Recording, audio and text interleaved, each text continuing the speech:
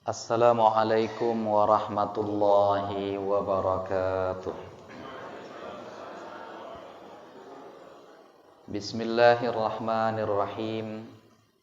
Alhamdulillahi rabbil alamin hamdal hamidin hamdal mustaghfirin.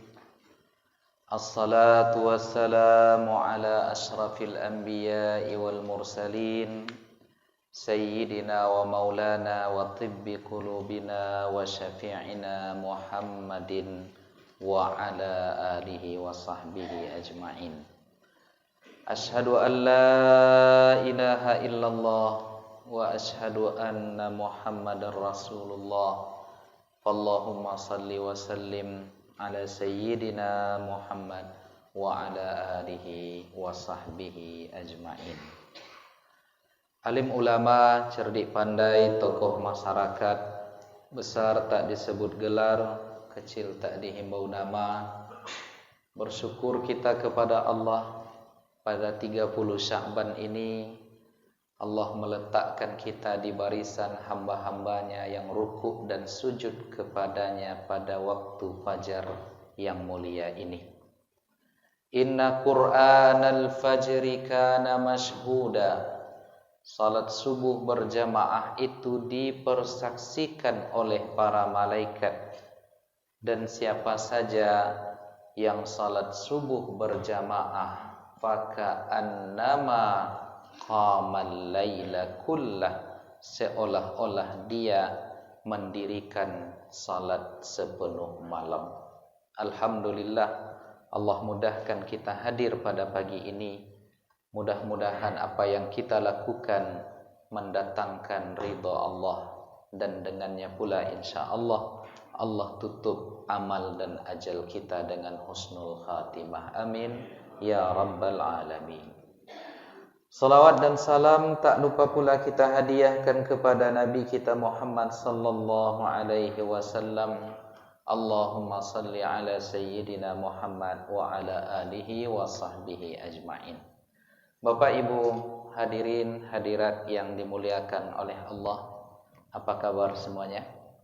Sehat? Dari wajahnya sudah mulai ada yang puasa, saya tengok ini. Ada yang sudah mulai, Pak?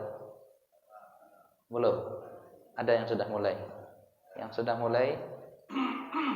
Yang sudah mulai tak boleh sarapan setelah ini nanti. Jadi ada jamaah kita tadi malam, saya tak ikut pemerintah Ustaz. Kenapa? Ya entah apa-apa pemerintah ini minyak goreng mahal. Solar susah mencarinya. Jadi karena itu Bapak tak ikut pemerintah. Enggak. Jadi ikutnya saya besok sajalah katanya. Kecewa saya sama pemerintah katanya. Tak apa pula hubungannya. Ada lagi jamaah kita malam yang lalu hari Kamis. Ustaz, kapan kita puasa? Saya jawab, 1 Ramadan insya-Allah. Ya. Ya, kapan 1 Ramadannya? Ya kalau tak Sabtu berarti Ahad. Kalau begitu saya Senin sajalah mulai Ustaz. Kenapa pula Pak? Saya bilang, ya kan pemerintah kita ini sekarang sering menggeser-geser Ustaz katanya. Jadi kalau ada libur Isra Mi'raj, Maulid Nabi kan digeser-gesernya. Kita geser pula katanya. Tak serius, tak berkelakar, wallahu alam. Jadi ya begitulah ternyata ya pandangan-pandangan para masyarakat kita yang mudah-mudahan ini tidak merusak hati kita untuk bersama-sama dalam rangka menyemarakkan mengejar ampunan Allah Subhanahu wa taala di dalam bulan Ramadan yang insyaallah mayoritas akan memulai berpuasa pada esok hari. Siapa yang sudah memulai pada hari ini tidak masalah, cuma jangan ikut sarapan setelah ini sama kami nanti. Bapak Ibu hadirin yang dimuliakan oleh Allah Ta'ala, pada kajian kita pagi ini dalam Aqidah Ahlus Sunnah wal Jamaah, di dalam kitab yang kita pegang pada halaman 8 masih bercerita tentang bagaimana memakrifatkan Allah Ta'ala. Jadi kajian akidah pada pembahasan awal ini adalah dalam rangka mengenal zat yang kita sembah. Makanya dikatakan oleh Al-Imam Abu Ja'far At-Tahawi, innallaha wahidun la syarikalah. Allah itu Maha Esa, tidak terbilang, tidak berbagi, tidak ada syarikat baginya, wala syai'a yu'jizu. Jadi yang kedua yang disampaikan oleh Al-Imam At-Tahawi, wala syai'a yu'jizuh, tidak ada suatu apapun yang bisa mengalahkan Allah Ta'ala yang Maha Esa tadi. Tidak ada yang lebih kuat dibanding kekuatan Allah tadi. Tidak ada yang bisa melebihi kebesaran kecuali kebesaran Allah sahaja. Wala syai'a yu'jizuh, tidak ada suatu apapun, titik sampai di situ, tidak ada suatu apapun yu'jizuhu yang bisa melemahkan Allah Ta'ala, baik yang hadir dalam pikiran kita atau yang terlihat dari segala kuasa di dunia ini, pada ujungnya akan kalah di hadapan Allah Subhanahu wa Ta'ala. Maka ini keyakinan yang harus kita tanamkan. Tidak ada yang bisa mengalahkan Allah, tak ada yang bisa melemahkan Allah. Sekuat apa lagi Fir'aun, saat itu ia berani mengatakan, ana rabbukumul a'la, sayalah Tuhan kalian yang paling tinggi. Lalu dengan sombong dia mengatakan, tolong buatkan tangga-tangga yang tinggi, la'alli ila attali'u ila ilahi Musa. Buatkan setinggi apapun gedung pada saat itu, tolong buatkan, saya ingin melihat, bertemu dengan Tuhannya Nabi Musa, kata Fir'aun. Dan dia mengatakan, wa hadhil anharu tajri min tahti, dan ini sungai apa itu? Sungai Siak atau sungai Kampar? Ya, wa hadhil anhar, dan sungai-sungai ini maksudnya adalah sungai Nil. Di mana sungai Nil itu, Pak? Di Mesir. Gimana kalau kita ke sana habis Lebaran? Mau? Saya yang bayar.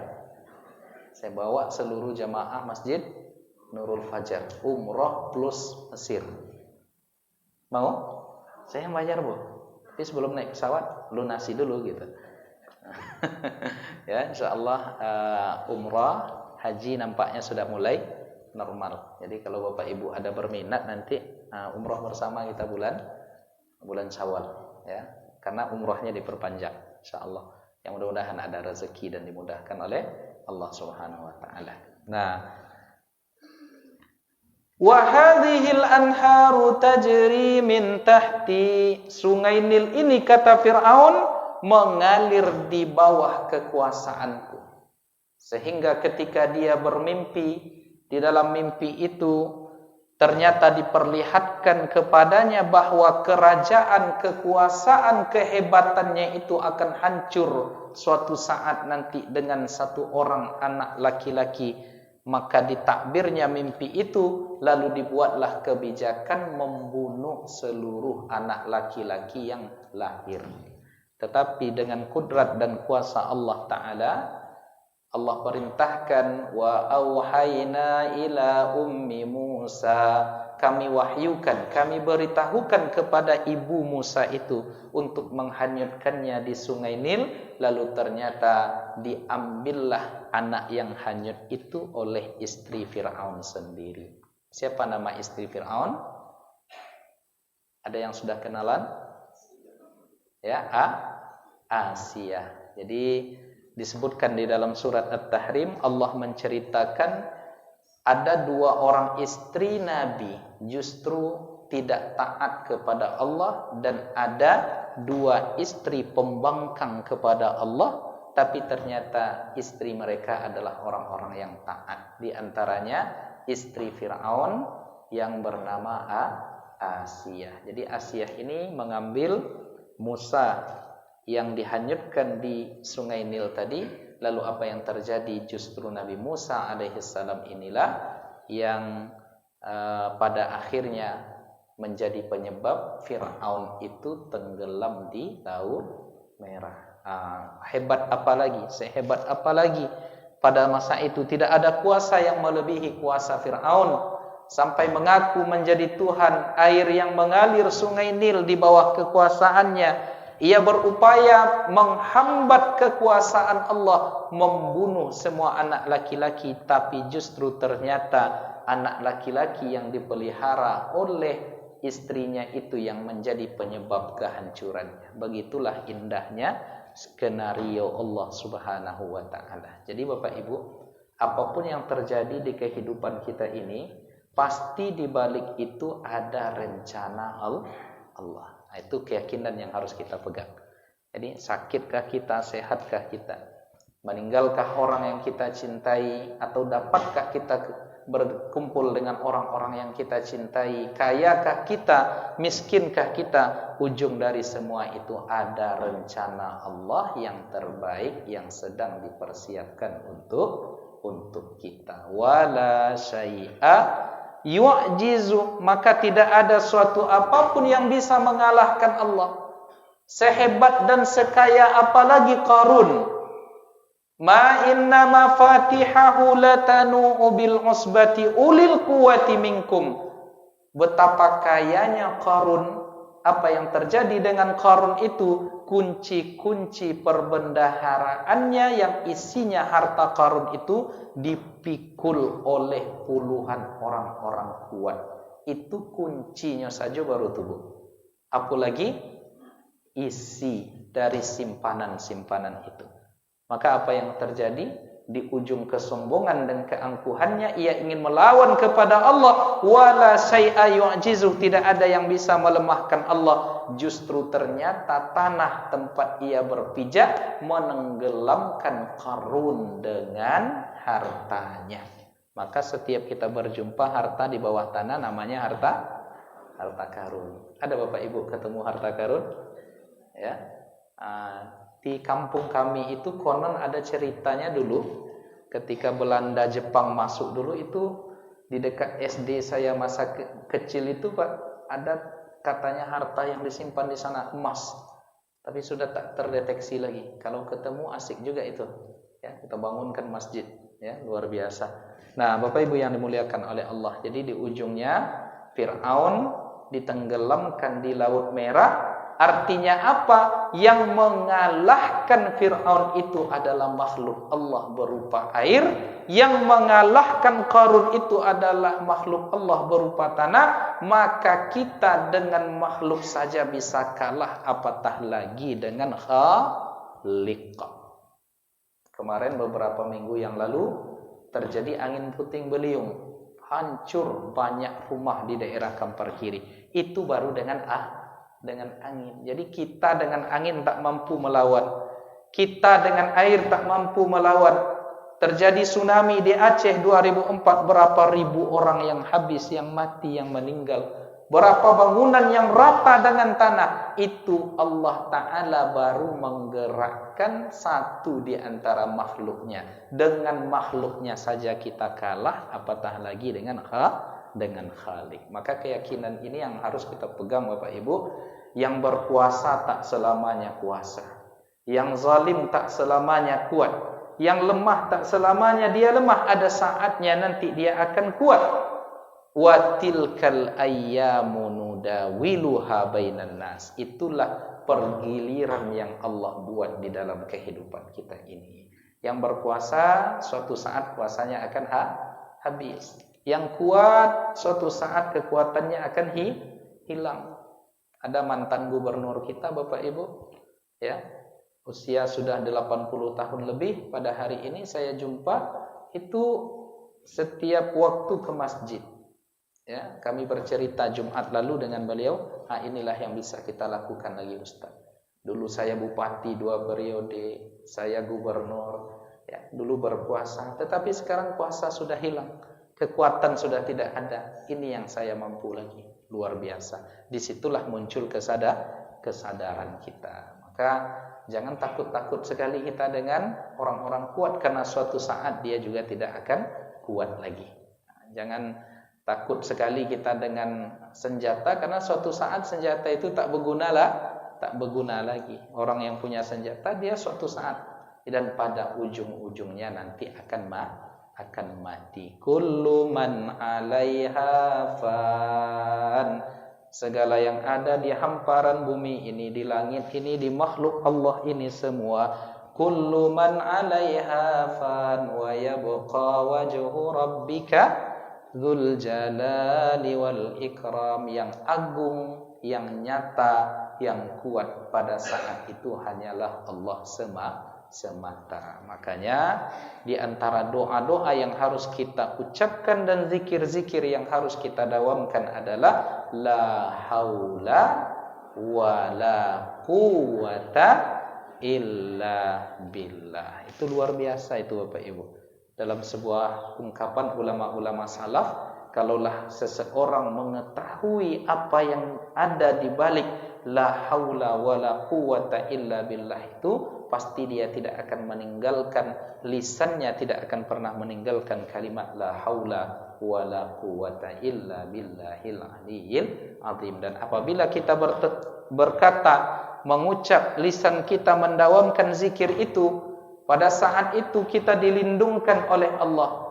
Pada saat itu kita dijaga oleh Allah. Pada saat itu wakufiya, kita dicukupkan oleh Allah. Dan pada saat itu syaitan akan berteriak, tak ada lagi bagian kita dari hamba Allah yang membaca la haula wala quwata illa billah ini. Kenapa demikian? Kata setan yang lain, bukankah dia sudah dijaga sama Allah?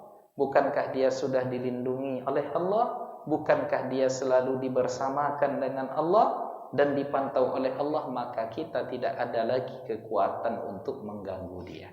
Makanya jangan tinggalkan setiap pagi dan setiap sore zikir kita Bapak Ibu. Bismillahi tawakkaltu 'alallahi la haula wala quwata illa billahil aliyyil azim. Lalu ditambah dengan bismillahilladzi la yadurru ma'asmihi syai'un fil ardi wala fis sama'i wa huwas samiul alim. Kalau bisa yang dua kalimat itu dengan zikir-zikir yang lain itu jangan ditinggalkan, ya. Karena pada saat itu kita diberikan kekuatan oleh Allah, dilindungkan oleh Allah dalam perlindungan Allah yang tidak tertembus oleh apapun. Itu dia. Perlindungan Allah yang tidak tertembus oleh suatu apapun. Makanya Khalid bin Walid, pedang Allah yang terhunus, diberi gelaran oleh Allah Subhanahu wa taala. Setiap kali berperang, dia membawa 1 lembar 2 lembar rambut Nabi Muhammad di dalam topi perangnya.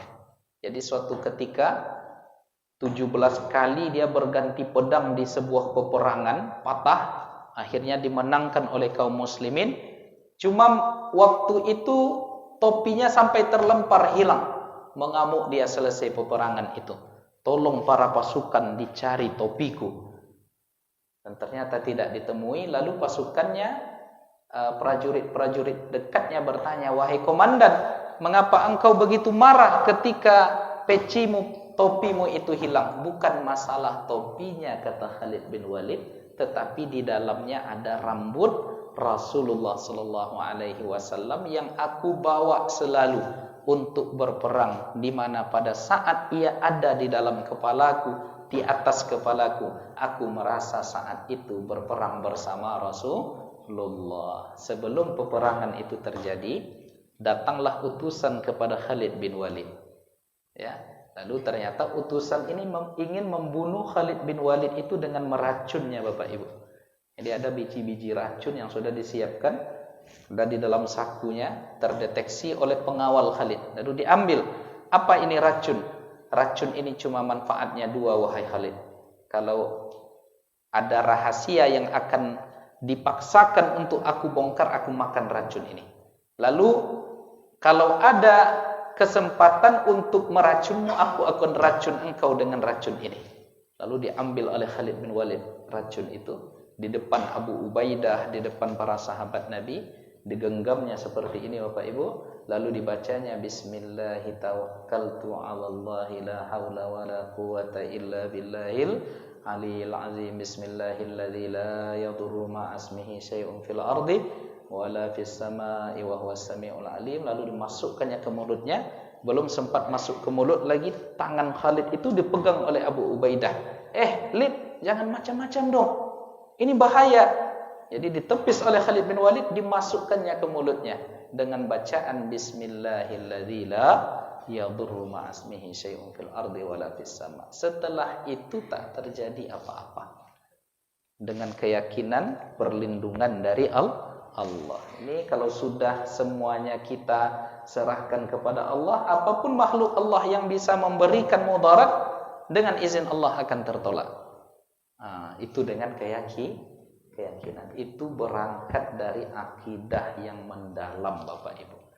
Tapi setelah ini jangan pula dicoba pulang di rumah, nanti diambil baygon, masukkan ke dalam gelas, kasih madu dikit, lalu dibaca, saya ingin membuktikan akidah saya benar setelah ngaji akidah Ahlussunnah wal Jamaah di Nurul Fajar. Bismillahilladzi la yadurru ma'asmihi. Apapun yang terjadi setelah itu nanti saya tak tanggung jawab. Karena kenapa demikian? Karena beda iman dan akidahnya Khalid bin Walid dengan kita. Jadi jangan cari masalah dulu, setelah itu mentes ilmu nanti Pak. Tetapi setidaknya setiap pagi, setiap sore kita tidak meninggalkan bismillahi tawakkaltu dan bismillahilladzi la yadurru. Maka kembali kita kepada kajian tadi, wala syai'a yu'jizu. Tidak ada yang bisa melemahkan Allah sekuat apapun, sehebat apapun, seberkuasa apapun. Semua itu mudah bagi Allah untuk mencabutnya apabila Allah berkehendak. Innama amruhu idza arada syai'an ayyaqula lahu kun fayakun. Ingat itu. Jadi apapun usaha kita, bagi Allah kalau kun ya jadi kun fayakun. Maka saya waktu itu pengalaman hidup, saya akan berangkat ke Sudan menyelesaikan S3. Dana sudah mulai, ibarat apa mobil tuh Pak, sudah di posisi E dia. Apa istilahnya itu? Kalau full kan di F dia kan, gimana caranya ini? Akhirnya meminta kepada Allah, bermohon kepada Allah. Akhirnya ada jamaah kita, Ustaz, datang ke kantor isi pengajian. Isi pengajian. Setelah itu, Ustaz, katanya mau berangkat ke Sudan ya? Ya betul. Ini Ustaz, ada oleh-oleh sedikit dari kami. Ternyata saya tengok rupanya cukup membeli tiket Bapak Ibu. Akhirnya saya belikan tiket waktu itu yang ada dengan harga yang di dalam amplop yang diberikan itu 5 juta. Harga tiket yang ada di Traveloka waktu itu saya tengok Ethiopian Airlines. Jadi pesawat Ethiopia, kampungnya Bilal bin Rabah. Jadi saya bahagia juga dapat pesawat Ethiopian Airlines ini, nanti bisa singgah nengok negaranya Bilal bin Rabah, Bilalnya Rasulullah, muazzinnya Rasulullah. Akhirnya saya berikan ke travel waktu itu, dananya disetting, rupanya salah tanggal. Jadi issuenya salah tanggal Bapak Ibu. Jadi saya udah bayar, saya berangkatnya tanggal 13 bulan apa waktu itu? Bulan Oktober apa November. Dibuatnya di Desember. Wah kacau ini. Issued kan sudah oke tiketnya. Lalu saya sampaikan harus tanggung jawab ini. Ya saya tanggung jawab katanya. Dipindahkannya dari Ethiopian Airlines itu ke pesawat Saudia Airlines yang harganya 12 juta. Dan saya tak perlu bayar lagi, ini tanggung jawab dia katanya. Begitulah Allah men-settingnya Bapak Ibu. Dengan 5 juta bisa naik pesawat Saudia Airlines yang harganya 12 juta. Saat itulah saya yakin memanglah kalau Allah itu berkehendak, iza arada syai'an ayyaqula lahu kun fayakun.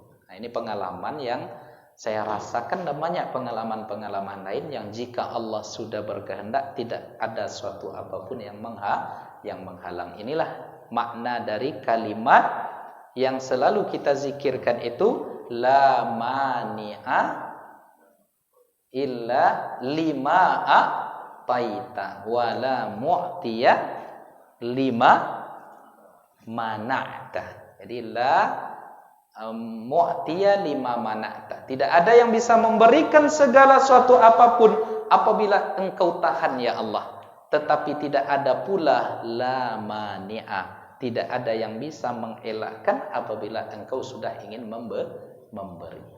Kan itu yang selalu dibaca oleh imam kita kalau zikir berjamaah sebelum kita memulai zikir. Subhanallah, alhamdulillah, Allahu akbar. Allahumma la mani'a lima mana'ta wa la radda lima qadaita wa la yanfa'ul zal jaddi wa la yanfa'u zal jaddi minkal jaddu ilahana anta maulana subhanallah. Itu diingatkan itu kan, la mani'a lima a'taita wa la mu'tiya lima mana'ta. Nah, wala radda lima qadaita, dan tidak ada yang bisa menolak kalau engkau sudah mentakdirkan. Tidak ada yang bisa menolak kalau Allah sudah mentakdirkan. Itu yang harus kita yakinkan terus dalam diri kita. Karena kadang kita ini kalau tak belajar akidah yang benar, itu apapun nanti mau Allah, apapun yang berlaku dari kehendak Allah, kita akan protes terus. Kenapa begini ya Allah? Kenapa harus begitu ya Allah? Yang lahir hanyalah protes-protes kepada Allah, dan wajar manusiawi kita seperti itu karena memang manusia ini khuliqal insanu halu'a. Ya, banyak protes, banyak ya hal yang kita hadapi. Nah, maka kalau ada keyakinan yang kita sebutkan tadi, wala syai'a yu'jizuhu, dengan segala keterangan yang kita sebutkan tadi, maka apapun mau engkau ya Allah, aku tak peduli, asalkan engkau ridha. Kan itu konsep besarnya itu yang disampaikan oleh ulama, illam yakun bika alayya ghadabun fala ubali. Ya Allah, selama engkau tak murka, selama engkau tak marah, selama engkau tak benci kepadaku, fala ubali, saya tidak pernah peduli. Jadi pandangan manusia kita tak perlu, penilaian manusia kita tak perlu. Yang penting selama Allah ridha, selama Allah sayang, kita tidak peduli. Jadi akhirnya yang akan muncul nanti selalu berbaik sangka kepada Allah. Baik sangka saja kepada Allah, Bapak Ibu. Apapun yang terjadi, ya banyak-banyak pun hutang, baik sangka kepada Allah. Ya. Baik banyak pun penyakit, baik sangka kepada Allah. Karena bisa jadi dengan penyakit yang ditimpakan, dilekatkan di fisik kita itu, justru itulah nanti yang akan membersihkan kita dari dosa-dosa. Dan dikatakan dalam sebuah hadis, gugurnya dosa seseorang itu dari dirinya sama seperti gugurnya bunga-bunga di musim kering. Jadi berguguran semuanya di musim kering itu, seperti itulah hilangnya dosa-dosa kita apabila kita ditimpa penyakit, masalah, dan ujungnya pada saat itu kita sabar. Nah, jadi ini keterangan seputar kalimat wala syai'a yu'jizuhu. Jadi tidak ada suatu apapun yang bisa mengalahkan Allah. Nah, kita catatkan dulu Pak Ibu. Yang pertama, la syai'a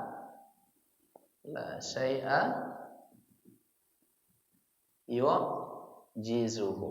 Tidak ada suatu apapun yang bisa melebihi, mengalahkan Allah Ta'ala. Ini yang pertama. Nah, lalu yang kedua, ya ini bukan yang kedua, maksudnya saya membuat satu itu untuk mempermudah kajian pagi ini saja, karena sebelumnya sudah diperkenalkan juga. Ya, wala syai'a yu'jizuhu wala ilaha ghairuh. Ini yang kedua, kita harus mengenal zat yang kita sembah itu wala ilaha ghairuh. Kita sudah uraikan kemarin apa makna ilah, apa makna rabbun. Kan ada la ilaha illallah, ada alhamdulillahi rabbun. Apa beda akidah yang dinamakan dengan uluhiyah, apa itu yang rububiyah? Bahwa la ilaha ghairuhu, tidak ada ilah yang diberikan persembahan ibadah kecuali hanya untuk Allah. Kalau Rabb artinya yang mencipta, yang memberikan rezeki, yang mengatur kehidupan. Tetapi ilah ini di antara maknanya adalah la ma'buda bihaqqin, tidak ada yang zat yang diberikan persembahan ibadah kecuali hanya kepadanya. Nah, setelah kalimat itu Al-Imam Abu Ja'far At-Tahawi menulis, nah ini penting, yang ketiga, qadimun, Allah itu maha qadim. Qadimun bila ibtida, bila betida. Ya, Allah itu maha qadim bila betidain, tidak ada awalnya. Jadi yang dimaksud dengan qadim itu, ya, kan di antara sifat Allah itu Allah maha qadim. Makna maha qadim itu adalah tak berawal, tak berakhir. Ya. Jadi dari teks inilah maka tidak ada istilah tasalsul. Ya. Tidak ada istilah tasalsul dalam hal ini. Ya, tasalsul itu apa? Maknanya begini, saya dilahirkan oleh ayah saya dilahirkan, lahirnya karena ayah ibunya ini karena ayah ibunya, begitu terus. Ini namanya tasalsul, dan tasalsul ini mustahil bagi Allah Subhanahu wa taala. Jadi keberadaannya itu bukan karena ada yang mengadakan. Kalau ada yang mengadakan berarti tidak Tuhan, tidak zat yang disembah, karena dia butuh kepada yang mengadakan. Maka keyakinan inilah yang ditegaskan di dalam surat Al-Ikhlas. Qul huwallahu ahad, Allahus samad, lam yalid wa lam yulad. Tidak melahirkan dan tidak dilahirkan. Dan pada akhirnya Allah lah yang maha akhir. Tidak ada batas akhirnya karena Allah maha kekal.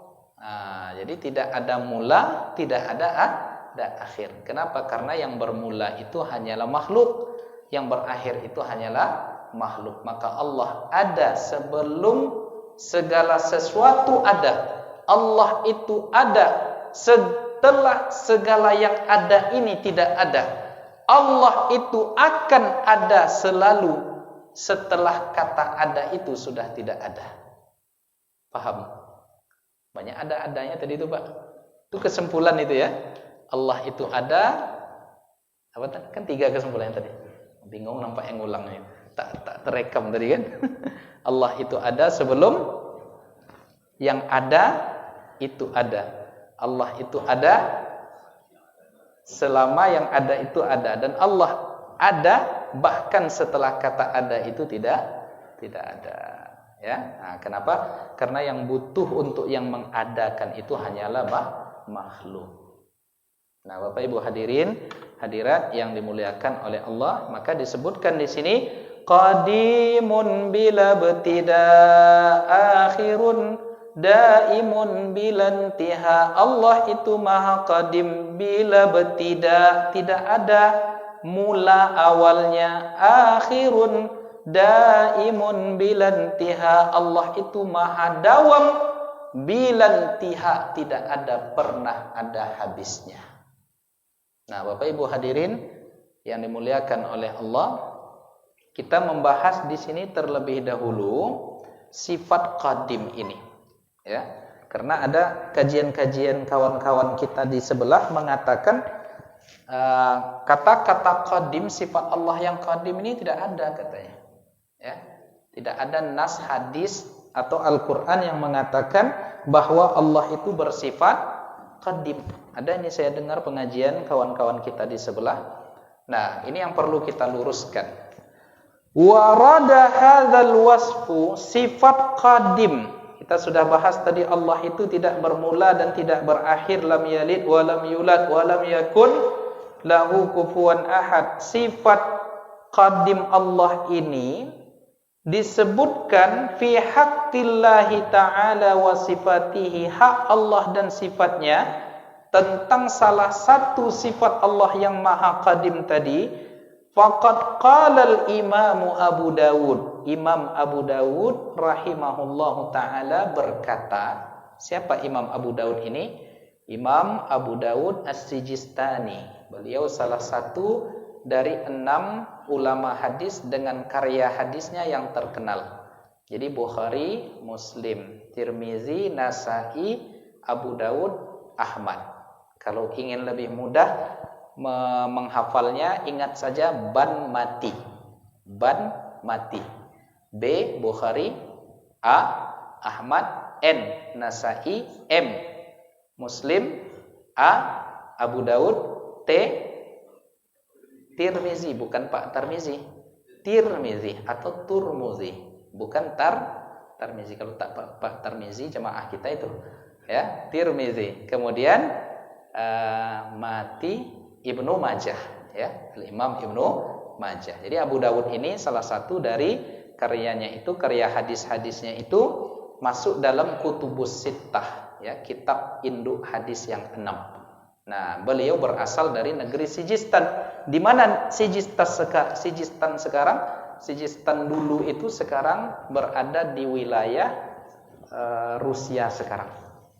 Ya, Rusia, Ukraina, daerah-daerah situlah Sijistan itu. Ya. Dan ternyata imam ahli hadis yang 6 itu mayoritasnya bukan orang Arab, tapi berasal dari negara Uni Soviet, ya, Rusia sekarang. Ya. Siapa presiden Rusia, Pak? Vladimir Putin. Kenapa tahu? Karena banyak berita tentang dia sekarang kan menyerang negara Ukraina. Nah, jadi dia kumpulkan seluruh tentara-tentaranya dan diucapkannya ura, katanya kan. Nah, jadi dibuat pula di media sosial sama kawan-kawan. Ya, diterjemahkannya kelakar netizen, ya, diterjemahkannya kalimat-kalimat Putin itu, Indonesia jangan ikut campur, katanya. Kami memerangi Ukraina ini, Indonesia tak boleh ikut campur. Urus sajalah urusan minyak goreng, murah, katanya. Jadi kalau kita ikuti di apa itu, Pak, di medsos itu ketawa-ketawa kita kadang, ya. Ada aja. Memang kreatif netizen Indonesia ini saya tengok. Jadi dibuatnya ura itu maksudnya adalah murah atau hapu pula kan. Nah, Bapak Ibu hadirin yang dimuliakan oleh Allah, Al-Imam Abu Dawud rahimahullahu taala. Apa kata Imam Abu Dawud? Ini rangkaian sanad yang ia sebut. Haddatsana Ismail bin Bishr bin Mansur, haddatsana Abdurrahman ibn Mahdi an Abdullah ibn al-Mubarak an Haywah ibn Shuraih qala. Nah, ini jalur sanad Imam Abu Dawud. Jadi saya dapat hadis ini dari gurunya yang bernama Ismail bin Bishr, ya, bin Mansur. Ismail bin Bishr bin Mansur ini mendapatkan hadis ini dari Abdurrahman bin Mahdi, bersumber dari Abdullah bin Mubarak, bersumber dari Haywah bin Shuraih. Haywah bin Shuraih berkata, laqitu Uqbah bin Muslim, saya bertemu dengan Uqbah bin Muslim. Faqultu lahu, dan saya berkata kepadanya, kata Haywah, balaghani, sampai kepadaku informasi hadis, wahai Uqbah bin Muslim, di mana engkau mendapatkan hadis ini, katanya dari Abdullah bin Amr bin As. Ya, jadi Abdullah bin Amr bin As ini adalah sahabat Nabi, satu di antara 4 Abdullah yang banyak meriwayatkan hadis dari Rasulullah. Annahu iza dakhalal masjida, Nabi Muhammad itu kalau masuk ke masjid, melangkah dengan kaki kanan, qala, Nabi Muhammad berkata. Jadi setiap masuk ke masjid Nabi Muhammad itu apa yang diucapkannya? Ya, selain riwayat yang mengatakan Allahumma ftahli abwaaba rahmatik. Ada doa lain rupanya yang diucapkan oleh Nabi ketika akan masuk masjid. Apa yang diucapkan oleh Rasulullah? A'udzu billahil azim wa biwajhihil karim wa sultanihil qadim minasyaitonir rajim. Nah, itu yang dibaca oleh Nabi ketika masuk ke dalam masjid. A'udzu billahil azim, ya. A'udzu. Ini boleh juga kita amalkan selain kalimat Allahumma ftahli abwaaba rahmatik. A'udzu billahil azim wa biwajhihil karim, ya, wa bi sultanihil qadim, wa sultanihi, bukan pakai bi, wa sultanihi al-qadim. Nah, ini yang dibaca oleh Nabi ketika masuk masjid. A'udzubillah, saya melindungkan diri dengan Allah. Disebutkan sifat Allah di sini adalah Al-Azim, Allah yang Maha Agung. Wa biwajhihil karim, berlindung pula dengan wajah Allah yang Maha Mulia. Jangan diterjemahkan wajah ini seperti wajah kita. Ya, serahkan makna wajah ini kepada Allah, atau ditakwil makna wajah itu ya dengan keridhaan Allah dan lain sebagainya. Nah, lalu disifati wajah itu maha mulia, karim, ya, dan memperlindungkan diri pula dengan segala kekuasaan, kekuatan kerajaan Allah itu yang qadim.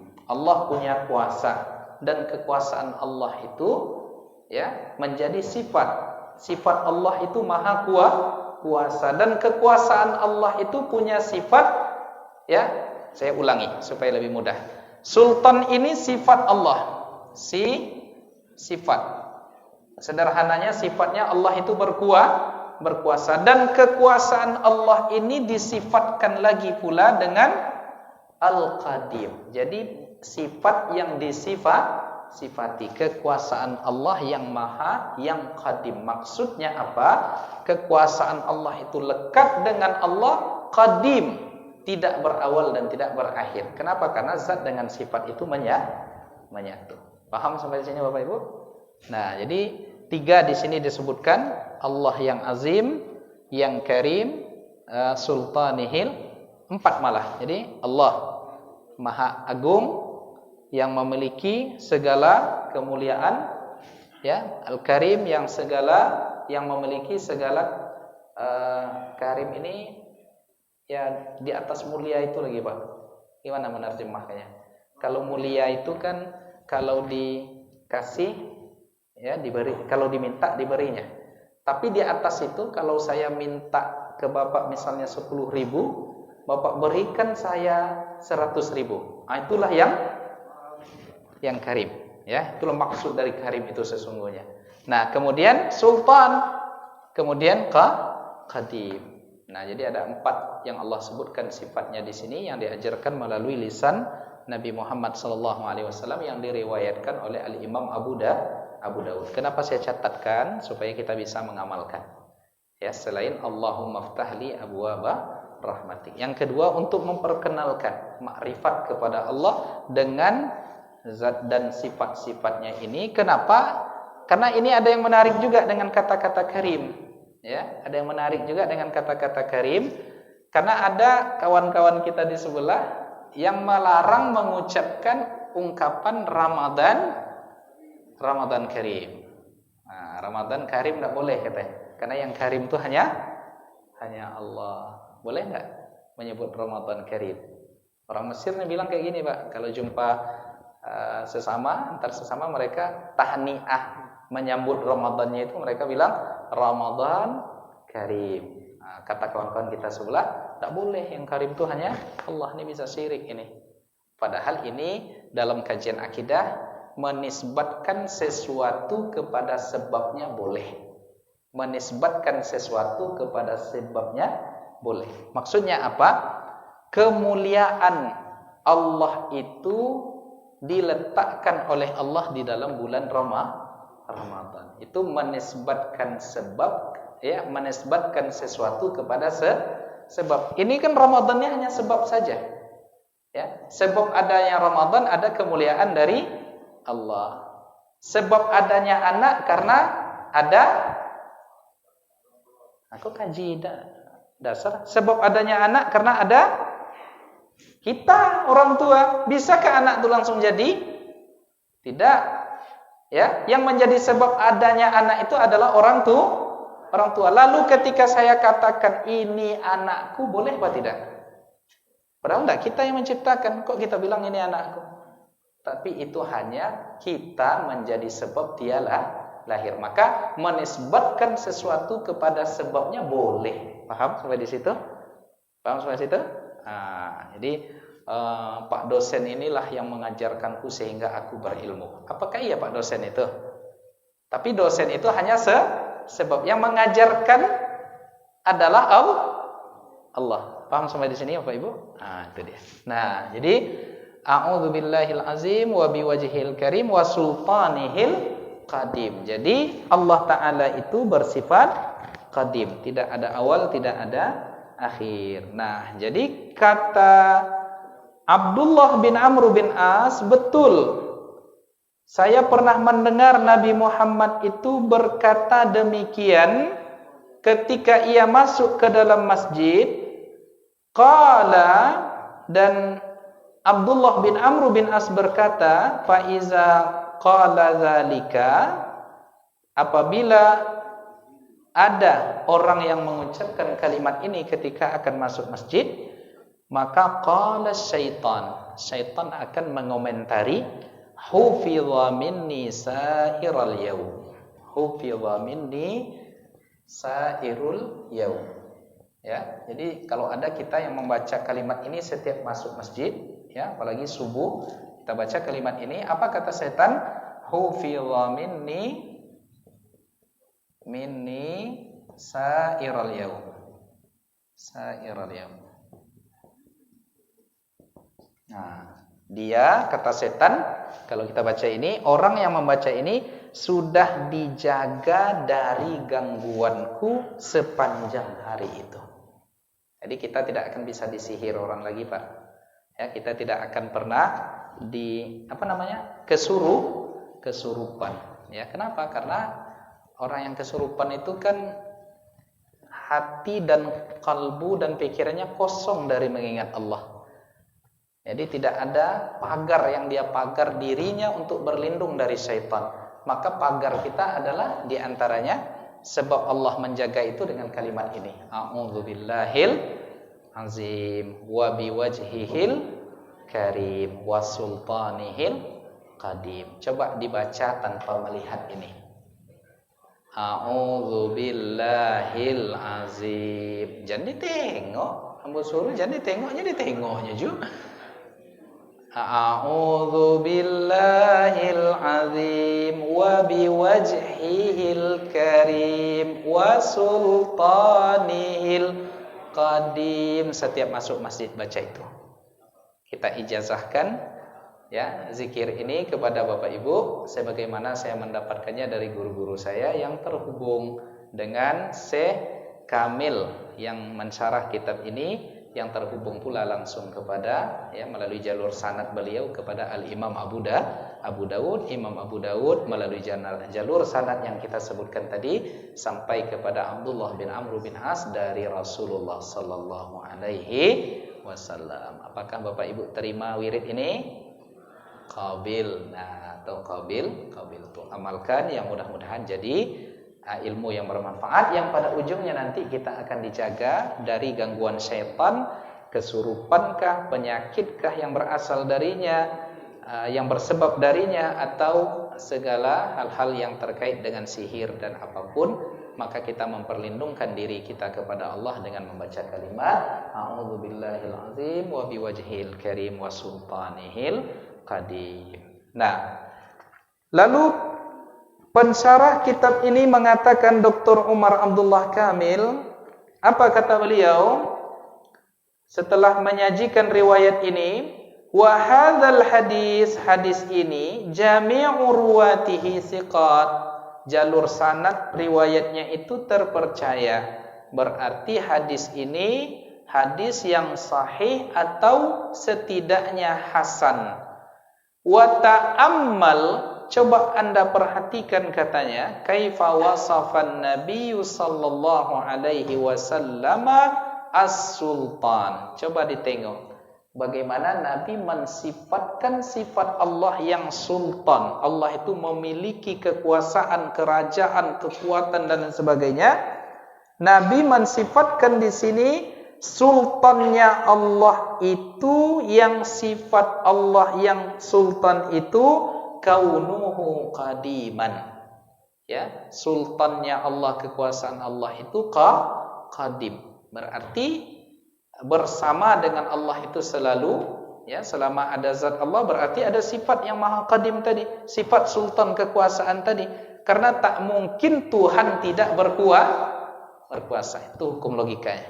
Ya, tak mungkin Tuhan tak berkuasa. Makanya dalam konteks ilmu akal disampaikan dalam Al-Quran, Allah mengajak akal kita berpikir, kalau adalah dua Tuhan di bumi dan di langit ini, akan terjadi apa istilahnya, la fasadata, akan rusaklah bumi ini kalau ada dua Tuhan yang mengatur. Karena satu menginginkan hujan, satu menginginkan panas. Ya, kalau yang satu mengalah berarti yang ini dia tidak kuasa, dan tak mungkin Tuhan tidak berkuasa. Berarti pada saat itu dia lemah.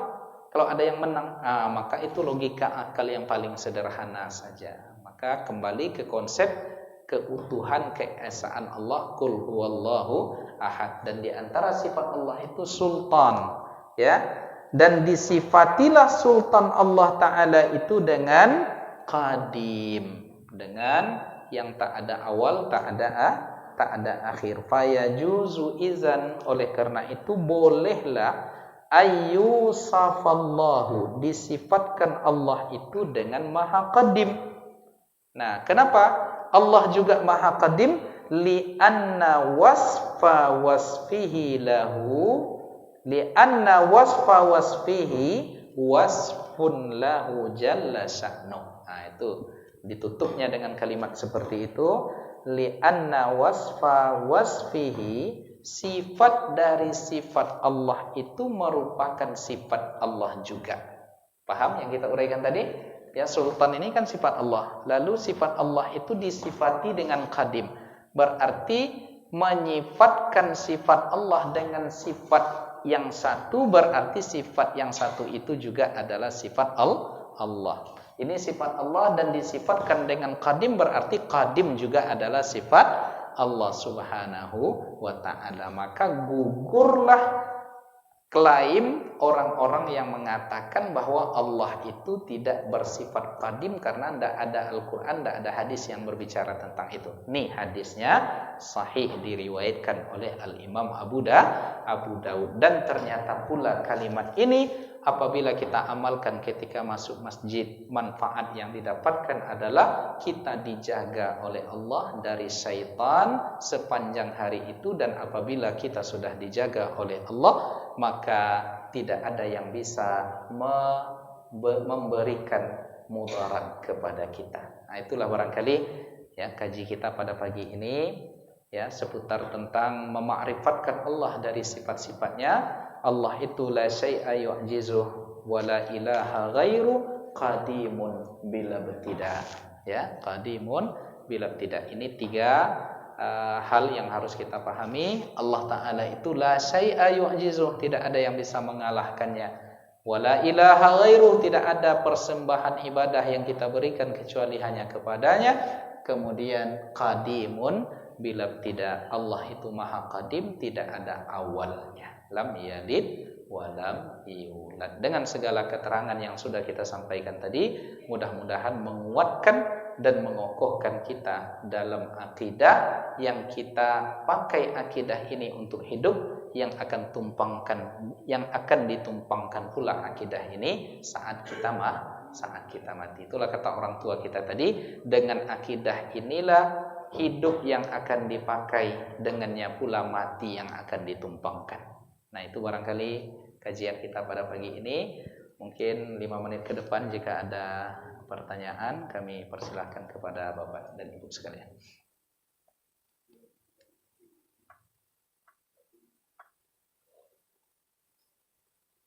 Tak ada? Udah tidak sabar nampaknya sarapan terakhir di bulan Sya'ban ini. Ya baik, jika tidak ada Bapak Ibu, kita tutup dengan membaca doa kafaratul majelis. Subhanakallahumma wa bihamdika asyhadu an la ilaha illa anta astaghfiruka wa atubu ilaik. Dan kita tutup pula dengan bersalawat kepada Nabi kita Muhammad sallallahu alaihi wasallam.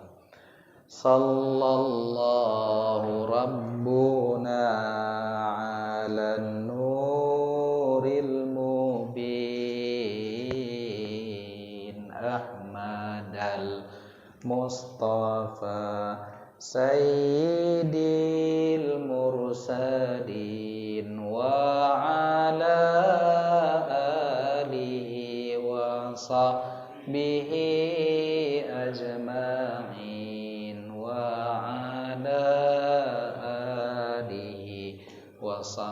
sahbihi ajma'in. Allahumma salli ala sayyidina Muhammad wa asghili zalimin bizzalimin wa akhrijna min bainihim salimin wa ala alihi wa sahbihi ajma'in. Sallallahu rabbuna ala nuril mubin Ahmadal Mustafa Sayyidil mursalin wa ala alihi wa sahbihi ajma'in wa ala alihi wa sahbihi ajma'in. Wabillahi taufiq wal hidayah. Wassalamualaikum warahmatullahi wabarakatuh.